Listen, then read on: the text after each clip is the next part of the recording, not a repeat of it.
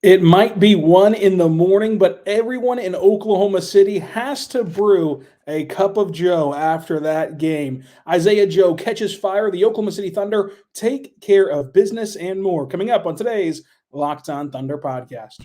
You are Locked On Thunder, your daily Oklahoma City Thunder podcast. Part of the Locked On Podcast Network, your team every day.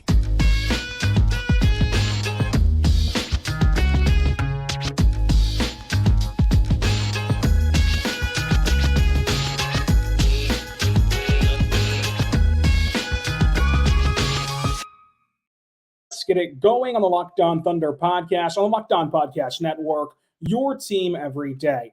I am your host, media member, editor-in-chief over at thunderousintentions.com, Rylan Stiles. Follow me on Twitter at Rylan_Stiles. Follow the show on Twitter at LOThunderPod. Email the show, LOThunderPod at gmail.com. On today's show, brought to you by GameTime, we're diving into the Oklahoma City Thunder taking care of business against the Golden State Warriors. The bench steps up in a big way, and I think the Thunder have found their rotation. Isaiah Joe is on fire, and how the Thunder course-corrected yet again as a young team in this game. You can also join the Locked On Thunder Insiders Club by going to subtext.com/LockedOnThunder.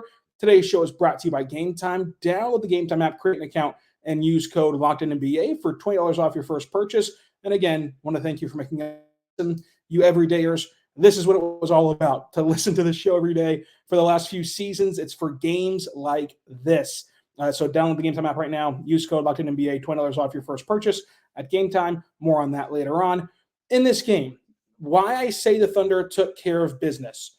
The Thunder are in the midst of the start of the season, of course. You want to get off to a great start. But in the midst of this specific stretch, the Thunder have to capitalize.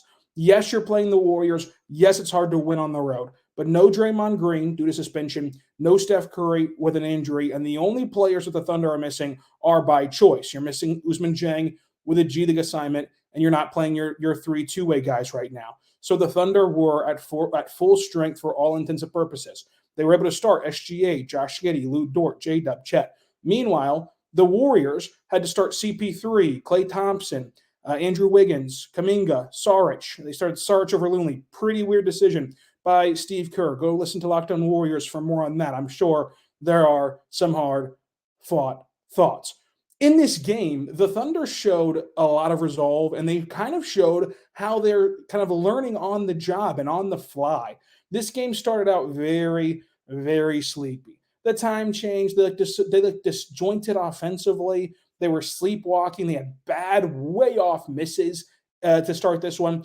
Mark calls a timeout not even 2 minutes into the game. And then Shai gets hit with an offensive foul right out of that timeout. But then after that, the Thunder respond, go on a massive run. It was an 8-0 run at first with Josh Giddey leading the way with a couple buckets. That forced a Warriors timeout. That Steve Kerr timeout did not do what Mark's timeout did. In fact, the opposite. OKC grew their lead to 19 points.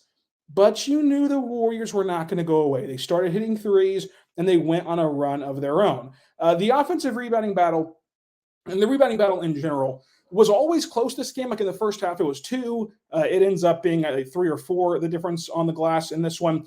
But it was the way the Warriors were coming down with rebounds, and it was the stretches where they picked up multiple rebounds on a single possession that made it feel a lot worse when you were watching this game live than what it ended up being, retrospectively on the box score in the leisure. But the Warriors were on a great run. They cut the lead down to 7 points. There was awful execution down the stretch of that second quarter. The Thunder are a young team. This is a game of runs. And they're still learning how to put their foot on the gas and keep it there and kind of handle playing from ahead. Remember, this Thunder team, for as much as they won last year, they won 40 games. It was a prize season. The majority of those wins were due to these exhilarating come from behind third quarter victories. The Thunder have not been put in this position to grow these big leads, as you've seen against the Pelicans, where they actually did lose the lead and lose the game. The Hawks came back, but then the Thunder were able to grow back an arm's length. And then in this game, where the Thunder grow a 19-point lead and see it shrink all the way down to 1 point in this one, midway through that third quarter. Mark called the timeout. It sparked the Thunder. And, I thought that the Thunder did a great job of trading blows with the Warriors and handled that Warriors run, that Warriors crowd extremely well. After that lead got down to 1, the Thunder get back up by 9 after an 8-0 run. And from there, they kept them at a distance. And then they ended up swelling the lead to the largest of the night, which was over 20 points. But the Thunder did all this. And you're thinking to yourself, like, whoa, clearly this was SGA, this was the Thunder superstar getting it done. SGA did not have a really good game tonight. We'll have more on that in depth, but it was really a fourth quarter that was massive from the complementary pieces, especially Isaiah Joe, who lit it up for 7 threes in this game on 7 attempts, was perfect shooting in this contest. But the Thunder, of course, didn't go wire to wire, but you're not going to go wire to wire on the road, if ever, in the NBA. To close this thing out after seeing your lead dwindle to 1 point on the road and having the visions or the memories, the short-term memories of blowing a similar game where you were up by 19 to the Pelicans and losing, this was a great job for Oklahoma City to kind of get over that hurdle of the Warriors. Obviously, the Warriors are not the traditional Warriors right now because you're missing Steph, you're missing Draymond. Those are massive facets of this team. But at the end of the day, the second youngest team in basketball had an opportunity here to strike, and they did that. Like, yes, it got messy in the middle portion of the game. It got messy at the end of the second. It got messy at the start of the third. But other than that, the Thunder played a really perfect game, and they won by 21 points. Like, you have to be extremely excited about that. And so you play the Warriors again on Saturday, where Draymond Green will not be there. Steph's going to get reevaluated tomorrow. We'll see. I doubt that he plays, though, but technically speaking, he's not ruled out yet. So you've got to capitalize on that. And it's very hard to do. It's very hard to beat the same team twice, much less beat them twice on the road. But it can be done, and it's really crucial. Then you have a back-to-back. But the back-to-back is Sunday night. You play the Portland Trail Blazers, who are one of the worst teams in the NBA. You have to cash in there. Then a couple of days off, your first consecutive off-day streak since a couple weekends ago, only second time of the season. And then you play the Bulls at home. So this stretch is so big because off of this stretch, then you play, the Sixers and the Kings and the Lakers and the Mavericks, and you play all these good teams, even the Wolves in there as well. You play all these good teams to where you need to stack it up right here in this stretch where you have the beat-up Warriors and you have Portland, and you have Chicago, who's waiting to implode at any minute. And tonight was a great job of taking care of business for a young team. And to do it while SGA had an off night is even more impressive and even shows like how good this team can be, because the off nights from SGA are going to be few and far between. The Thunder once led by 21 points. The Warriors once led by 6, only 3 lead changes and 1 tie. Think about how the tone and timor on social media was so dire at times by some Thunder fans. The lead changed hands 3 times. It was only tied once. The Thunder were only out-rebounded by 3 rebounds. They forced 4 more turnovers, like the Warriors turned it over 4 more times. Yes, they got 3 more rebounds, turned it over 4 more times. The Thunder had 4 fast break points. Here's the big kicker. The Warriors dominate second chance points 27-6. Without that second chance points, it already wasn't a game. Without those second chance points, it would have been a historic blowout game for OKC in San Francisco. The Warriors won points in the paint by 6 points. The Thunder shot 50, 59, and 91. The Warriors shot 40, 34, and 79. If you would have done a blind resume test of guess who had this shooting game, you would have absolutely picked the Warriors to have the Thunder line pregame just because it's the typical Warriors. But the Thunder were able to catch fire from 3 and able to stave off a Warriors run led by Chris Paul. And goodness, what a terrible night from Klay Thompson, partly due to Lou Dort and Cason Wallace and the rest of this Thunder team. That's a great job of the Thunder defense, but also just a rough night in general from Klay Thompson. So a great win for the Thunder. They took care of business on the road, which is all you can ask for. And then they have to re-rack it and do it again, though, on Saturday. What you can do right now is you can head over to Betterhelp. Folks, Betterhelp is there for you. You can go check them out today. And I think that you should go check it out, betterhelp.com/LockedInNBA. And the benefit to me of BetterHelp is a couple of things. Number one, some people I know don't like to go in places and don't like to kind of go see a therapist maybe face to face. And some people just can't. So no matter what the situation is, like if you don't have time, the benefit of BetterHelp is that they can, give you that quality care, that quality therapist session around your schedule and totally online. So you don't got to go anywhere. You don't have to do anything other than go to betterhelp.com/LockedInNBA and sign up. So, whenever you do, the beautiful thing about BetterHelp, not only is that they work on your schedule and you can do it from anywhere in the world, but as you sign up, you're going to fill out this questionnaire and they're going to match you with a therapist. However, you're not stuck with that therapist. If you guys just aren't clicking the way you want to, or don't feel comfortable talking to that person, sometimes that happens. No problem. You just re-roll and you can go and get a new therapist at no extra charge until you find the right one that fits you. It's flexible, convenient, and suited around your schedule. So go there right now, fill out that brief questionnaire, get matched with that licensed therapist, and then you can switch therapists anytime with no additional charge. So go there right now. If you're thinking about starting therapy, I believe that BetterHelp is a great place to start. It's a great environment. And again, around your schedule, totally virtual. You can't get much more convenient than that. So if you're thinking about starting and you think that it'd be great for you, then go there with betterhelp.com/LockedInNBA. You get $10% off your first month. That's BetterHelp, HELP.com/LockedInNBA for 10% off of your first month. What it's here right now, but your friends over at GameTime. GameTime's great. And so you can use the code LockedInNBA for $20 off of your first purchase over there at GameTime. And the benefit to GameTime is that it's last-minute tickets, lowest prices guaranteed. So the example I always use is that if you live in Oklahoma City, you have 41 chances to go watch the Thunder. And some nights you're way too busy, but some nights you're kind of him-hawing around Bricktown. Should we go to the game? Should we not go to the game? Just fire up that GameTime app, and you're going to find a brilliant deal that it's just a deal that you cannot possibly turn down to get in the door and watch some really, really good Thunder basketball. So check it out today over there at GameTime.com. Use code LockedInNBA. Boom, $20 off your first purchase. You get a view from your seat. You can get it for, of course, theater, sporting events, concerts, all that fun stuff. So the view from your seat, the event cancellation protection is great, and the lowest prices guaranteed at last-minute tickets is awesome. Of course, it's safe. You can get it right on your app. You can go download the GameTime app, create an account, use code LockedInNBA for $20 off your first purchase. Terms and conditions apply. Again, create that account, redeem code LockedInNBA, LOCKEDONNBA, for $20 off of your first purchase. Download the GameTime app. Last-minute tickets, lowest prices guaranteed. We're back on the Locked On Thunder podcast. On the Locked On Podcast Network, your team every day.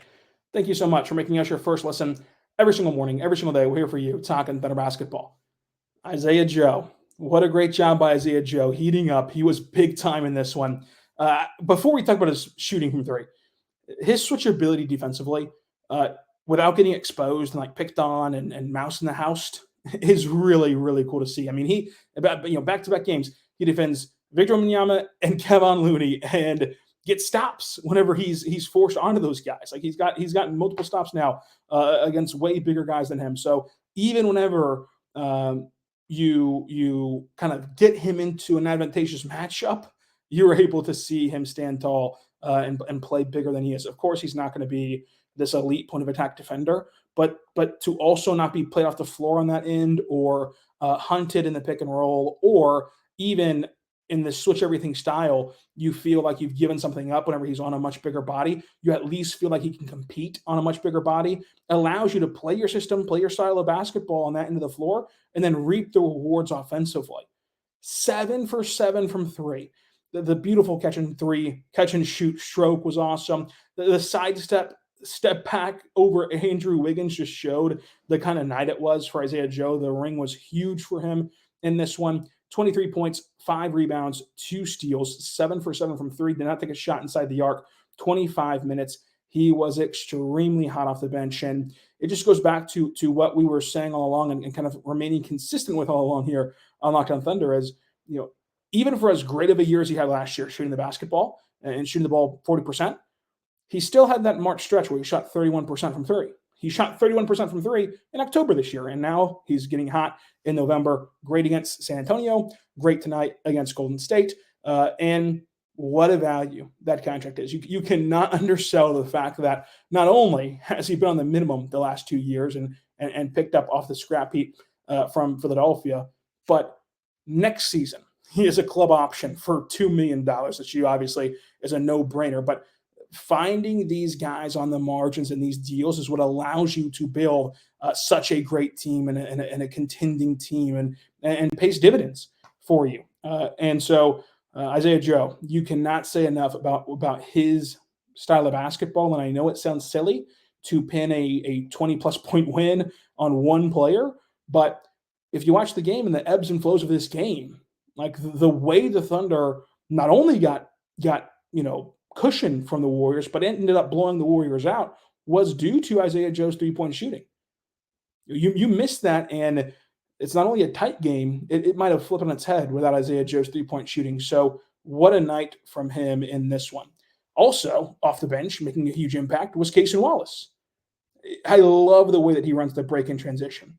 He's able to finish tough at the rim. He has great passing feel. Like he had the great pass to Lou Dort on a backdoor cut. He hit Shai on a transition lob, which he did the same thing to Kenny Hustle last game. So he likes to use that lob pass in transition. But the biggest thing is Cason Wallace is just always under control.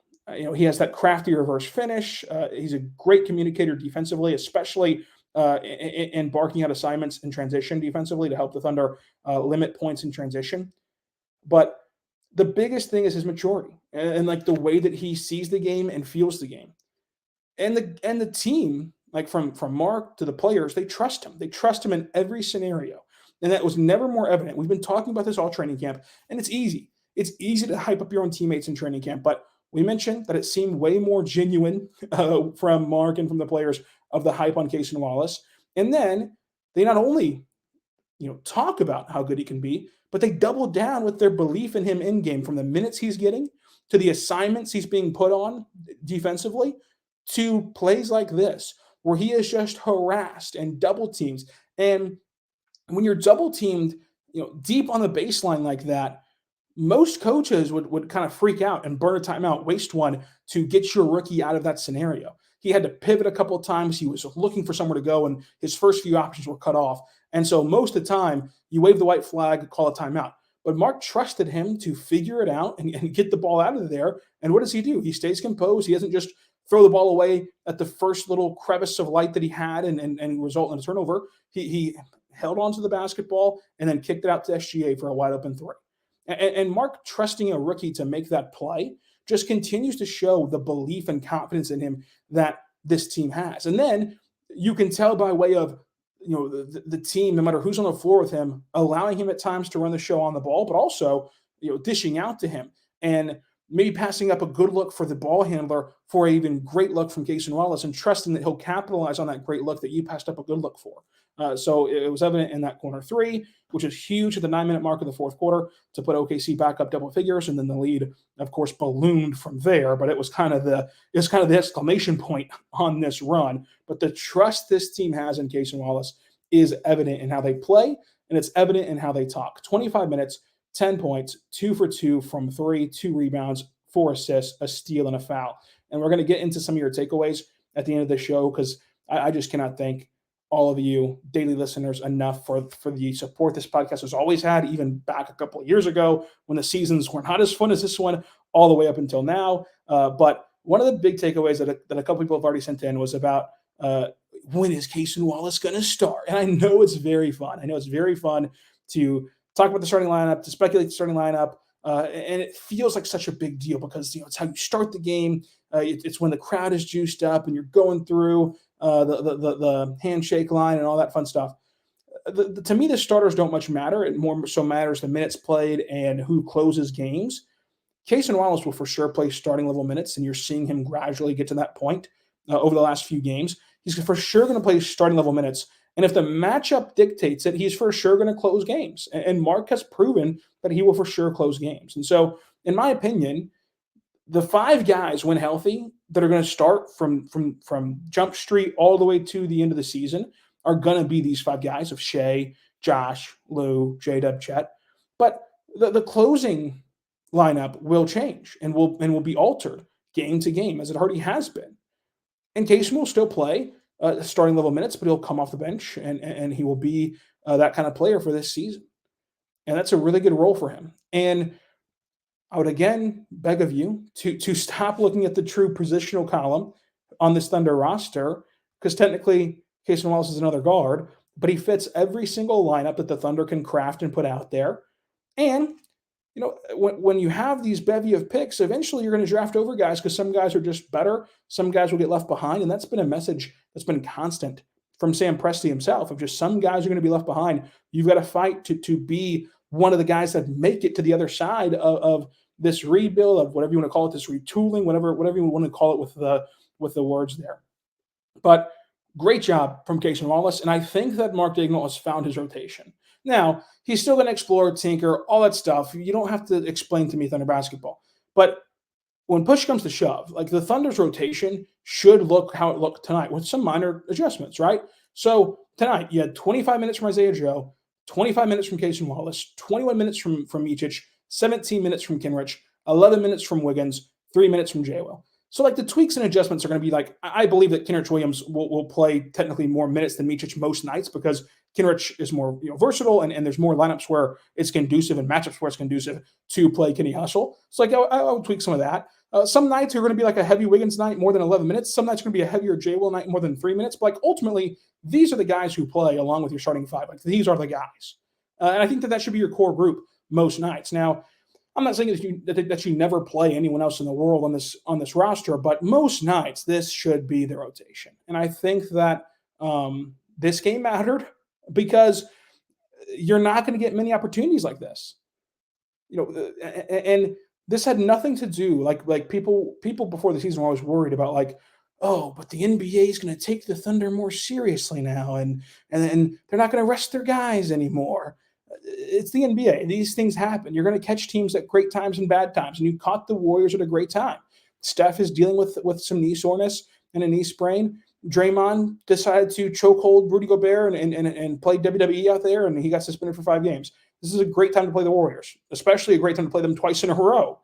And so you have to take advantage of that. You have to take advantage of this gift that you've been given by Draymond, inciting a brouhaha, or at least a Donnybrook, at least a dust-up even. You can say maybe it's a scrap at the lowest point, but all the way up to potentially a Donnybrook. We'd have to review the tape together to get that distinction. But nonetheless, the rotation in a game that matters, that you have to win to take care of business in a crucial stretch of the season, as we laid out earlier, this is how it should look. And this is how it did look. So great job by Mark and this Thunder coaching staff. I want to talk about J-Dub on this show coming up. Also, Josh Giddey continues to build on a really good stretch after San Antonio. And of course, we're going to dive into your takeaways all coming up. But first, I want to tell you right now, my good friends over at PrizePicks. PrizePicks is awesome. You can go to prizepicks.com/LockedOnNBA. And when you do that and use code LockedOnNBA, your first deposit match up to $100 will be matched for you. So your deposit up to $100 will be matched for you right there at PrizePicks. It's so fun. The reason I love PrizePicks so much, and it is available in Oklahoma, is because it's just you versus the projected numbers. Because everyone's life is busy. You don't have time to go compete in these pools and fantasy pots with other fantasy sharks who just sit there and study every single nuance of fantasy sports. You don't have time for all that. PrizePicks is just a fun way to enhance your viewing experience. So it's literally just, what do you think will happen? PrizePicks sets a projection, and you decide, will they go more or less than that projection? So the projection, for example, tonight, there was one of Chet Holmgren, 3 free throw attempts, more or less.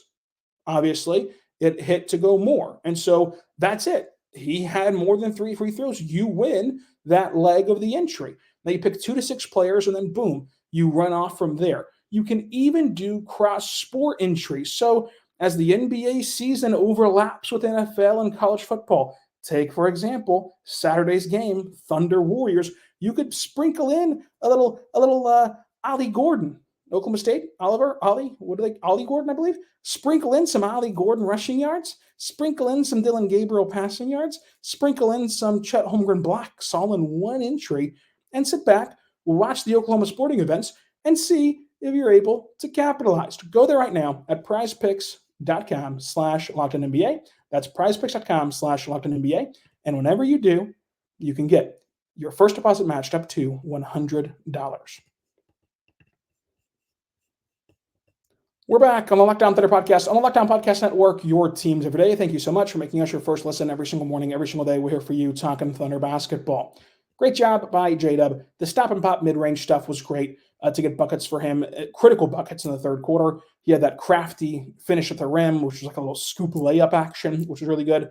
The bullet pass, the SGA on a fast break early in the game, first quarter.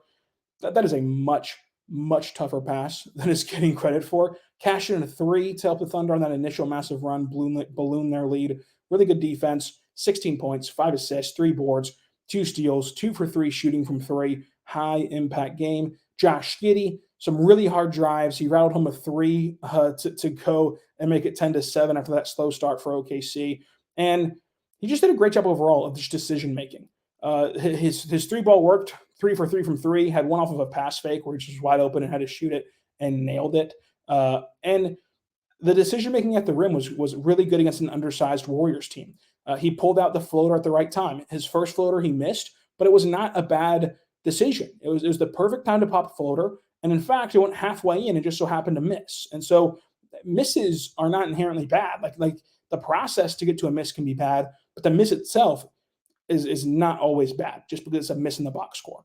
And then he did make a floater, which was good there as well. And then defensively, he played a really nice team defense in this one. He's not going to be a good point of attack defender. No one should be surprised by that. He's never been a good point of attack defender. Even at the highest of highs of hot streaks from Josh Giddey, he's never been accused of being a good defender. But stuff like, rotating into the lane to plug up a short roll from Saric to get a stop, like that stuff goes unnoticed. Nobody really cares about it, and people just look at whenever he's on an island. But like his defense within the team construct is really good, and that's all you have to ask Josh Giddey to do. If you're left with Josh Giddey being a point of attack guy in certain lineups, that's a bad lineup. So him playing his role within the system defensively, mixed with 19 points, 6 rebounds and assists, 2 steals, 3 for 3 from 3. It's a really good Josh Giddey game. I thought Chet Holmgren was good. There were some obvious like things you can clean up. He only missed 3 shots all night. Like he passed up a chance to back down Chris Paul. Like getting more selfish in those scenarios, quote unquote selfish in those scenarios, will be good. But remember, J-Dub had that same issue last year as a rookie. It's hard as a rookie to find that balance of aggressiveness versus trying to play a role that fits the team and like show the team that you're willing to adapt to their style of basketball. So last year, Mark talked at length about how they were trying to push J-Dub to be more aggressive. You're going to have to do the same thing with Chet Holmgren. He is a rookie after all, but like matchups like that, like you've got to go do it. And within the same game, the next time he had a matchup like that, it was a back down of Moody. He turns around, it's a Dirk fade on him, and it's just golden. So like taking advantage of those opportunities will be big for him. And he still compiles 13 points, 10 rebounds, 2 assists, 2 blocks, and he absolutely swallowed up a Klay Thompson drive. All Thompson could do, he literally got scared driving into the lane and seeing Chet Holmgren at the rim. All he could do was turn the ball over, and there was nothing left for him to do. Micic played really well. They had him in there on pods, which was a good decision by OKC. He dropped some dimes in the fourth quarter to really put the game out of reach. He's really good at navigating the pick and roll, especially deeper into the offensive half-court look. 7 assists, 5 points, 2 rebounds. Only shot 1 for 5 from the floor, but was still good in his minutes in this game. Obviously, there were some low-pressure minutes in there because of the fourth quarter, but nonetheless, pretty decent run from Micic, especially to build off of San Antonio. Wiggins in 11 minutes, 6 points, 2 boards, and assists. Good job by him to be impactful in that stretch. And then you had SGA, who picked up 4 fouls at the 9-minute mark in the third quarter, which obviously impacts how you can play defense. But 24 points, 7 assists, 2 rebounds, 3 steals, and a block still after getting those fouls is really good. He had a stretch where, people were complaining of how many threes he took and thinking that he settled.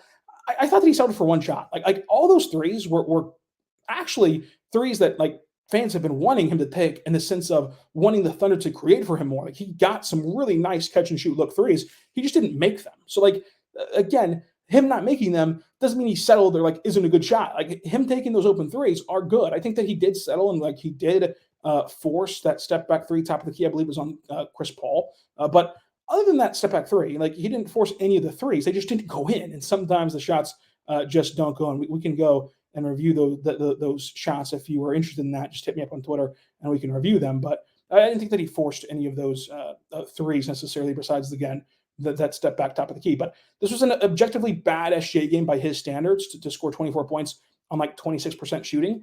And the Thunder have compiled the depth necessary to be able to win games like this and to have his teammates pick him up. And that's huge. MVP of the game is Isaiah Joe. Song of the game, first time ever, and might be returning bit if you like it. But song of the game, Save Me San Francisco by Train. Go listen to that song today as the Thunder are able to win this game. Now, as a courtesy and a thank you to everyone who stuck this long and also is everydayers and listens every single day, I like to read some of your takeaways on big games like this. And we're going to start with president of Mullet Town. So it's like Mike Gundy, your mayor, I guess. Isaiah Joe is going to walk into free agency and get 4 years, $100 million. The money will be good for Isaiah Joe. And you have to remember, Isaiah Joe's under contract again next year. They're going to pick up his club option. And so by the time he hits free agency, you're looking at the new TV contract. You're looking at the money going up and the cap going up. So the number figure might sound crazy right now, but it's all about percentage of the cap. That's all that the money is. And you have to keep that in mind the next few off seasons, because the next few off seasons, you're going to see massive, massive, massive money to people.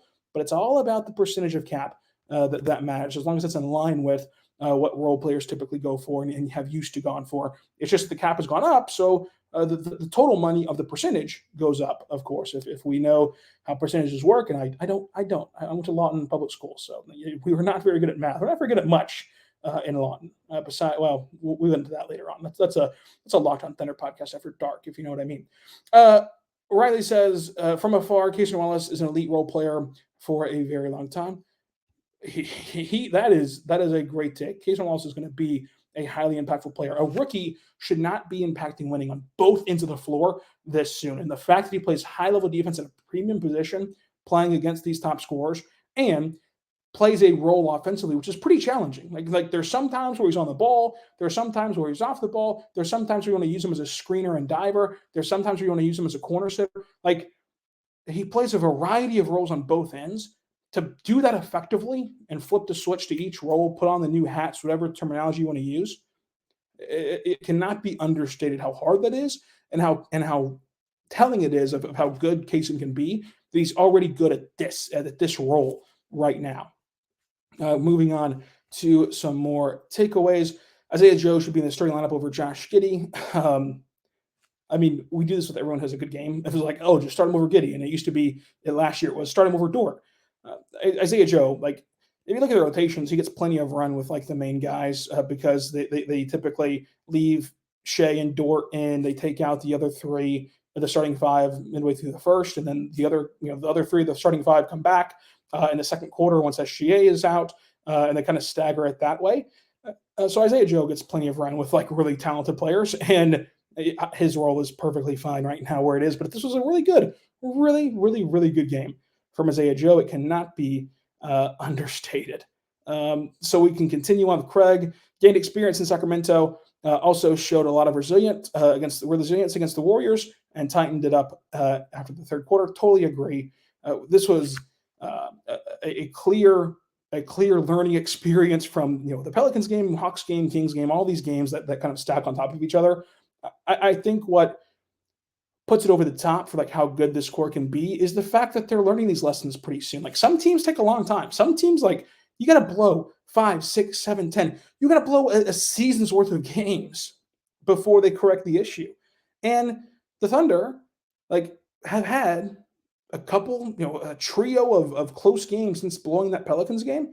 And of course, it's a game of runs. The other team made a run and got it close, but ultimately they're able to regain their distance and get big wins in these scenarios. So a really good job by OKC overall to learn these lessons so soon. Rebounding is still awful. Give up half offensive rebounds tonight. This game would have been over in the third quarter. It's a trade-off, and I think that tonight, the biggest thing was there were because again we look at the stats and the rebounding was not that big of a disparity comparatively to where it was. A lot of it tonight, what was frustrating is there were possessions where it came in bunches for Golden State and the same possession. And because, oftentimes tonight, it was not an issue of like, well, the Thunder just really need a center. If only they had a big guy out there throwing around the elbows and boxing out, then they'd be pretty good at rebounding. A lot of times tonight, it was not a size disparity. It was an effort disparity on certain stretches. So I think that played a part into the frustration. But overall, you're going to have things that you need to clean up even after 20-point wins, but you got to enjoy these 20-point wins. I think that Smokey has a great takeaway of like Shai shot all those free throws last season, and they're not getting the same calls this season. I am beginning to wane off of this opinion, but I'm going to stay strong to it right now.